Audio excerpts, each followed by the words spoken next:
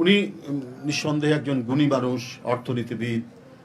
তার বই বিভিন্ন কি বলে এয়ারপোর্টের টার্মিনালে যার বই মানে কিনতে পাওয়া যায়, তার সোশ্যাল বিজনেস এবং এগুলো এয়ারপোর্টের টার্মিনালে সব বিখ্যাত উপন্যাসিক তাদের তো, বা যারা বিখ্যাত লেখক তাদের বই কিনতে পাওয়া যায়।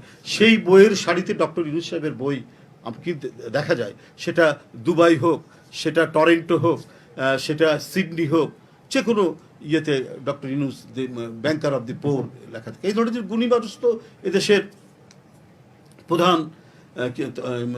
প্রধান উপদেষ্টা তত্ত্বাবধায়ক সরকারের।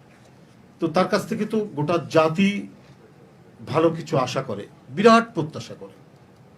তিনি যে খারাপ কিছু করবেন এটাও আমি বিশ্বাস করি না, কিন্তু সরকার পরিচালনায় যে আর্টিকুলেশন, সেই আর্টিকুলেশনটা যদি না আসে তাহলে কিন্তু আমি বলে রাখি, এটা হচ্ছে ফরাসি বিপ্লবের বিখ্যাত একজন বিপ্লবী তার কথা, every revolution devours its own children. প্রতিটা বিপ্লবী তার সন্তানদের খেয়ে ফেলে।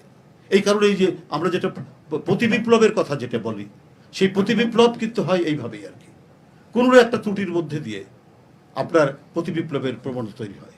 এই যে মানে বিপ্লবের সন্তান হচ্ছেন আপনার নেপোলিয়ন বোনাপার্ট। তিনি বিপ্লবকে সমর্থন করেছেন, অত বড় একজন জেনারেল। এবং বিপ্লবের যে চেতনা, অর্থাৎ এই যে মানে গণতান্ত্রিক চেতনা, সামন্তবাদী সমাজ থেকে একটা বুর্জুয়া গণতান্ত্রিক সমাজে উত্তরণের যে মানে বিপ্লবের যে মূল যে স্পিরিট, সেই স্পিরিটও ধারণ করতেন। বাট তাকে বলা হচ্ছে is the son of revolution, but he killed the revolution. তিনি নিজেই সম্রাট হয়ে গেলেন। তো প্রতিক্রিয়ার বিভিন্ন পর্যায়ে কিন্তু বিভিন্ন জায়গায় সেটা লালিত পালিত হয়, সেই সন্তানগুলো কিন্তু বেড়ে ওঠার সম্ভাবনা থাকে।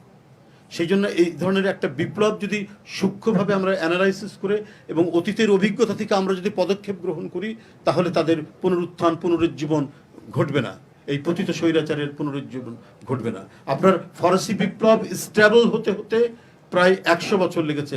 মানে 1871 সালে বোনাপার্টের ভাতিজা যখন সার্বজনীন ভোটের ভিত্তিতে প্রথম প্রেসিডেন্ট হলেন, তখন বলা হয় যে স্থিতিশীলতার প্রথম ধাপ। কিন্তু বেসিক্যালি ফ্রেঞ্চ ডেমোক্রেসি এবং বিপ্লবের মূল ইয়েটা শুরু হয়েছে সেকেন্ড ওয়ার্ল্ড ওয়ার পর্যন্ত। জেনারেল দেগল ক্ষমতা আসার পর তাদের চূড়ান্ত কি বলে যে স্থিতিশীলতা আসলো। তো সুতরাং একটা বিপ্লবকে ঠিক মতো অ্যানালাইজ করে সঠিক পদক্ষেপগুলো না দিতে গেলে একে অপরের কিন্তু গিলোটানাইজ হব আমরা, আমাদের অনেকের কিন্তু গলা চলে যাবে যদি এটা দুর্বল এবং এই ধরনের ইয়ের মধ্যে থাকে আর কি, কি বলে যে এই ঢিলেঢালা পরিস্থিতির মধ্যে থাকে। কোন দিক দিয়ে যে এদের পুনরুজ্জীবন ঘটবে, কোন দিক দিয়ে যে মানে আপনার পরিস্থিতির কোন দিক উল্টে যাবে। কারণ আমরা তো যে কথাগুলি এখানে আলোচনা করেছে, সেই কথাগুলি মধ্যে এই অত্যন্ত প্রচ্ছন্নভাবে এই কথাগুলি আছে। বিপ্লবের আমরা কি বলে যে ফ্যাসিবাদের যে নানা মাত্রাগুলো আমরা যেটা দেখেছি, তারা তো কেউ নিশ্চুপ বসে নেই।